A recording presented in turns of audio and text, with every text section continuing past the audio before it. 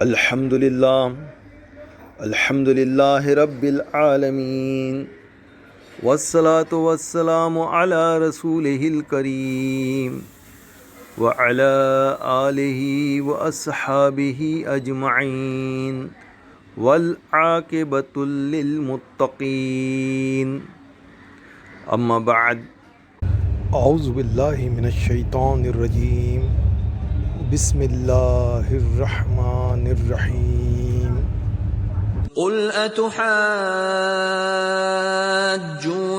في الله وهو ربنا وربكم ولنا أعمالنا ولكم أعمالكم ونحن له مخلصون أم تقولون إن إبراهيم وإسماعيل وإسحاق ويعقوب والأسباط كانوا هودا أو نصارى قل أأنتم أعلم أم الله ومن أظلم ممن كتم شهادة عنده من الله وما الله بغافل عما تعملون تلك أمة قد خلت لها ما كسبت ولكم ما كسبتم ولا تسألون عما كانوا يعملون۔ کہہ دیجئے کیا جھگڑتے ہو تم ہم سے اللہ کے بارے میں، حالانکہ وہ رب ہے ہمارا اور تمہارا، اور ہمارے لیے ہیں ہمارے عمل اور تمہارے لیے ہیں تمہارے عمل، اور ہم تو اسی کے لیے خالص عمل کرنے والے ہیں۔ ام تقولون ان ابراہیم واسماعیل واسحاق ویعقوب والاسباط كانوا هودا او نصارى قل اانتم اعلم ام اللہ ومن اظلم ممن كتم شهادة عنده من الله وما الله بغافل عما تعملون۔ کیا کہتے ہو تم کہ بے شک ابراہیم علیہ السلام اور اسماعیل علیہ السلام اور اسحاق علیہ السلام اور یعقوب علیہ السلام اور ان کی اولاد تھے وہ یہودی یا عیسائی؟ کہہ دیجئے کیا تم زیادہ جانتے ہو یا اللہ تبارک و تعالی؟ اور کون زیادہ ظالم ہے اس سے جس نے چھپائی وہ گواہی جو اس کے پاس ہے اللہ تبارک و تعالی کی طرف سے، اور نہیں ہے اللہ غافل اس سے جو تم عمل کرتے ہو۔ یہ ایک جماعت ہے، تحقیق گزر گئی وہ اسی کے لیے ہیں جو کمایا اس نے، اور تمہارے لیے ہیں جو کمایا تم نے، اور نہیں سوال کیے جاؤ گے تم اس سے جو تھے وہ عمل کرتے۔ محترم و معظم سامعین کرام، یہ آیت نمبر 141 141 سورہ بقرہ کی آیت جو ہے یہ پہلے پارے کی آخری آیت ہے۔ یہاں پر پہلا پارہ مکمل ہوتا ہے۔ اب ہم اس کی مختصر تفسیر ان آیتوں کی دیکھتے ہیں جو علماء کرام نے بیان کیا ہے۔ قُلْ أَتُحَاجُّونَنَا فِي اللَّهِ وَهُوَ رَبُّنَا وَرَبُّكُمْ، کہہ دیجئے کیا جھگڑتے ہو تم ہم سے اللہ تبارک تعالیٰ کے بارے میں، حالانکہ وہ رب ہے ہمارا اور تمہارا۔ محاجتن دو یا دو سے زائد افراد کے درمیان اس مباحثے اور مجادلے کو کہا جاتا ہے جس کا تعلق اختلافی مسائل سے ہوتا ہے۔ ہر فریق اپنے مد مقابل کے خلاف اپنی بات میں کامیابی حاصل کرنا اور مد مقابل کے قول کا ابطال کرنا چاہتا ہے، اس لیے دونوں ہی دلیل قائم کرنے کی کوشش کرتے ہیں۔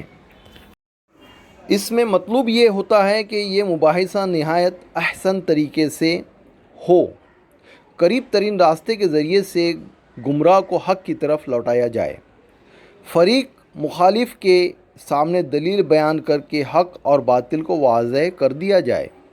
اگر آپ ان مذکورہ امور سے باہر نکل جائے تو مباحثہ نہیں بلکہ جھگڑا کہلائے گا۔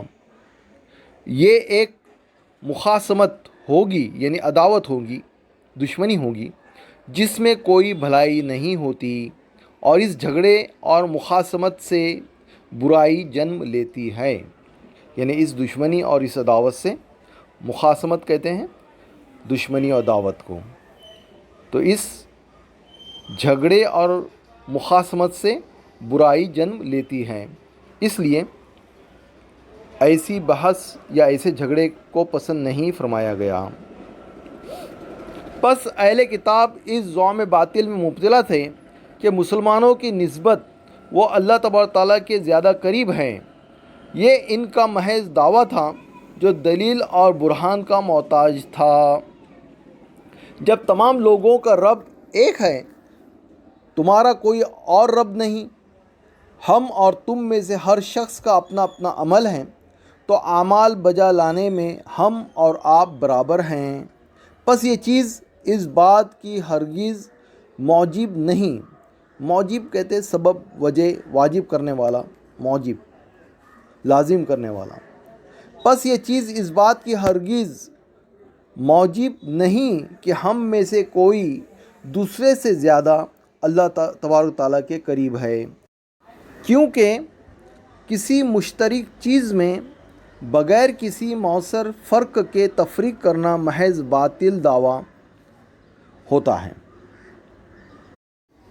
فضیلت تو صرف اللہ تبارک تعالیٰ کے لیے خالص اعمال کے ذریعے سے حاصل ہوتی ہے، اور یہ حالت صرف اہل ایمان کا وصف ہے، اور اس سے یہ بات متعین ہو جاتی ہے کہ اہل ایمان ہی دوسرے لوگوں کے مقابلے میں اللہ تبارک تعالیٰ کے زیادہ قریب ہیں، اس لیے کہ اخلاص ہی نجات کا راستہ ہے، اس لیے کہ اخلاص ہی نجات کا راستہ ہے، یعنی خلوص نیت سے اللہ تبارک تعالیٰ کی عبادت اور اس کو اپنا رب ماننا اور اس کی فرما برداری اور اس کے رسول کے بتائے ہوئے راستے پر چلنا، یہی اخلاص ہے اور یہی نجات کا راستہ ہے۔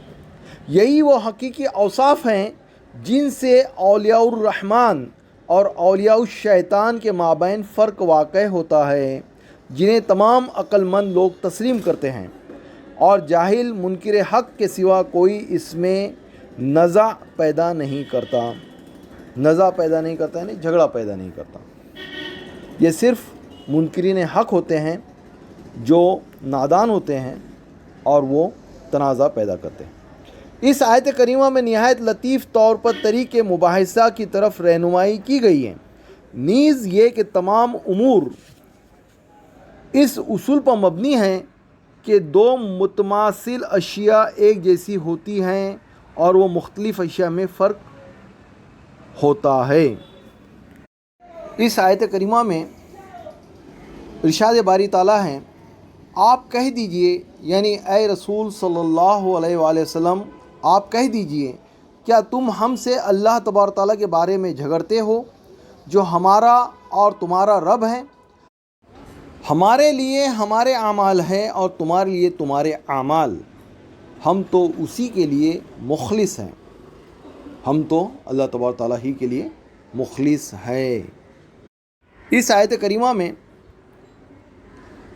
یہودی اور عیسائیوں کو کہا جا رہا ہے کہ کیا تم ہم سے اس بارے میں جھگڑتے ہو کہ ہم ایک اللہ تبارک تعالیٰ کی عبادت کرتے ہیں، اسی کے لیے اخلاص و نیاز مندی کے جذبات رکھتے ہیں، اور اس کے اوامر یعنی اس کے احکام کا اتباع اور زواجر سے اجتناب کرتے ہیں، حالانکہ وہ ہمارا رب ہی نہیں تمہارا بھی ہے، اور تمہیں بھی اس کے ساتھ یہی معاملہ کرنا چاہیے جو ہم کرتے ہیں، اور اگر تم ایسا نہیں کرتے تو تمہارا عمل تمہارے ساتھ، ہمارا عمل ہمارے ساتھ، ہم تو اسی کے لیے اخلاص عمل کا اہتمام کرنے والے ہیں۔ آگے مزید ارشاد باری تعالیٰ ہیں، ان سے پوچھا جا رہا ہے یہود و نصارہ سے کہ کیا تم کہتے ہو کہ ابراہیم علیہ السلام اور اسماعیل علیہ السلام اور اسحاق علیہ السلام اور یعقوب علیہ السلام اور ان کے اولاد یہودی یا نصرانی تھے؟ کہہ دیجئے کیا تم زیادہ جانتے ہو یا اللہ تبارک و تعالیٰ؟ اللہ کے پاس شہادت چھپانے والے سے زیادہ ظالم اور کون ہیں؟ اور اللہ تمہارے کاموں سے غافل بالکل نہیں، اور اللہ تبارک و تعالیٰ تمہارے کاموں سے غافل نہیں۔ یعنی تم کہتے ہو کہ یہ انبیاء اور ان کی اولاد یہودی یا عیسائی تھی، جبکہ اللہ تبارک و تعالیٰ اس کی نفی فرماتا ہے۔ اب تم ہی بتلاؤ کہ زیادہ علم اللہ تبارک و تعالیٰ کو ہے یا تمہیں؟ اے یہود و نصارہ، تمہیں معلوم ہے کہ یہ انبیاء یہودی یا عیسائی نہیں تھے، اسی طرح تمہاری کتابوں میں حضرت صلی اللہ علیہ وآلہ وسلم کی نشانیاں بھی موجود ہیں، لیکن تم ان شہادتوں کو لوگوں سے چھپا کر ایک بڑے ظلم کا ارتکاب کر رہے ہو جو اللہ تبارک و تعالیٰ سے چھپا ہوا نہیں ہے، مخفی نہیں ہے۔ آگے مزید ارشاد باری تعالیٰ ہے کہ یہ امت ہے جو گزر چکی، جو انہوں نے کیا ان کے لیے ہیں اور جو تم نے کیا تمہارے لیے، تم ان کے اعمال کے بارے میں سوال نہ کیے جاؤ گے۔ اس آیت کریمہ میں پھر کسب و عمل، کسب کہتے کمائی کو، اعمال کی کمائی کو کسب کہتے ہیں، پھر کسب و عمل کی اہمیت بیان فرما کر بزرگوں کی طرف انتساب یا ان پر اعتماد کو بے فائدہ قرار دیا گیا ہے۔ صحیح مسلم شریف کی حدیث مبارک ہے جس کا مفہوم یہ ہے کہ جس کو اس کا عمل پیچھے چھوڑ گیا اس کا نسب اسے آگے نہیں بڑھائے گا۔ جس کو اس کا عمل پیچھے چھوڑ گیا اس کا نسب اسے آگے نہیں بڑھائے گا۔ یعنی اگر آپ بہت اچھے گھرانے سے تعلق رکھتے ہیں یا آپ کا نسب بہت اعلیٰ و عرفہ ہے تو وہ جو ہے آپ کے کام نہیں آئے گا اگر آپ کے اعمال برے ہیں۔ تو جس کو اس کا عمل پیچھے چھوڑ گیا اس کا نسب اسے آگے نہیں بڑھائے گا۔ مطلب ہے کہ اسلاف کی نیکیوں سے تمہیں کوئی فائدہ اور ان کے گناہوں پر تم سے مواخذہ نہیں ہوگا، بلکہ ان کے عملوں کی بابت تم سے یا تمہارے عملوں کی بابت ان سے نہیں پوچھا جائے گا۔ کوئی کسی کا بوجھ نہیں اٹھائے گا، اور انسان کے لیے وہی کچھ ہے جس کی کوشش اس نے کی ہے۔ یہ جو ہے آیت کریمہ کا مفہوم ہے۔ یہود و نصارہ کا گمان یہ تھا کہ وہ مسلمانوں کی نسبت مذکورہ رسولوں سے کے زیادہ قریب ہیں، یعنی سیدنا ابراہیم علیہ السلام اور ان کی اولاد کے وہ زیادہ قریب ہیں۔ تو اللہ تبارک و تعالیٰ نے اس کی تردید فرماتے ہوئے کہا کہ کیا تم زیادہ جانتے ہو یا اللہ؟ اللہ تبارک و تعالیٰ دوسری جگہ فرما رہے ہیں، سورہ آل عمران کی آیت نمبر 67 ہے کہ ابراہیم علیہ السلام یہودی تھے نہ نصرانی، نہ یہودی تھے نہ عیسائی تھے، بلکہ وہ یکسو مسلمان تھے، یعنی حنیف مسلمان تھے، اور مشرکین میں سے نہ تھے۔ اور وہ یہ دعویٰ کرتے ہیں کہ ابراہیم علیہ السلام یہودی یا نصرانی تھے، اس بارے میں یا تو وہ سچے اور علم سے بہراور ہیں یا اللہ تبارک و تعالیٰ زیادہ جاننے والا اور سچا ہے۔ ان دو باتوں میں سے لا محالہ صرف ایک ہی بات صحیح ہے۔ جواب کی صورت میں مبہم ہے، مگر جواب در حقیقت بہت واضح ہے، حتیٰ کہ جواب میں یہ بھی کہنے کی ضرورت پیش نہ آئی بلکہ اللہ تبارک و تعالیٰ زیادہ علم رکھنے والا اور زیادہ سچا ہے، کیونکہ یہ جواب ہر شخص پر واضح ہے۔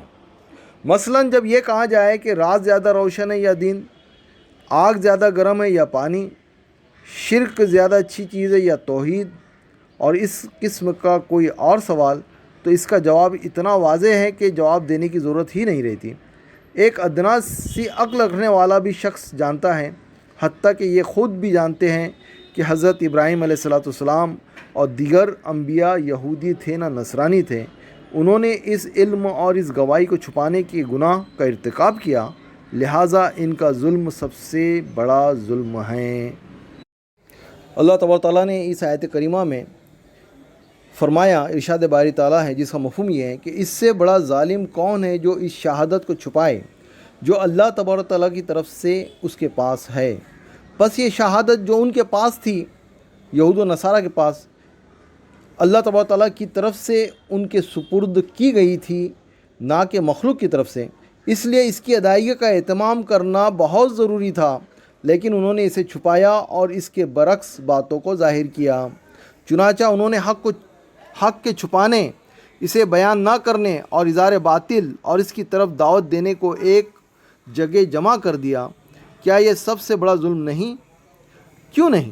اللہ کی قسم یہ سب سے بڑا ظلم ہے، اس پر انہیں سخت سزا کا سامنا کرنا پڑے گا۔ اس لیے اللہ تبارک تعالیٰ نے فرمایا، وَمَا اللَّهُ بِغَافِلٍ عَمَّا تَعْمَلُونَ، وہ تمہارے اعمال سے غافل نہیں بلکہ اس نے تمہارے اعمال کو شمار کر کے محفوظ کر لیا ہے اور ان کی جزا بھی محفوظ کی ہوئی ہے۔ پس ان کی جزا بہت بری جزا ہے اور بری ہے وہ جہنم کی آگ جو ظالموں کا ٹھکانہ ہے۔ محترم سامعین کرام، یہاں پر ہم الحمدللہ پارہ نمبر 1 ختم کر چکے ہیں، اور اس کی یہ آخری آیت آ رہی ہیں کہ یہ ایک جماعت ہے تحقیق گزر گئی، وہ اسی کے لیے ہے جو کمایا اس نے، اور تمہارے لیے ہے جو کمایا تم نے، اور نہیں سوال کیے جاؤ گے تم اس سے جو تھے وہ عمل کرتے۔ صدق اللہ العظیم و صدق الرسول صلی اللہ علیہ وآلہ وسلم، وآخر دعوانا ان الحمد للہ رب العالمین۔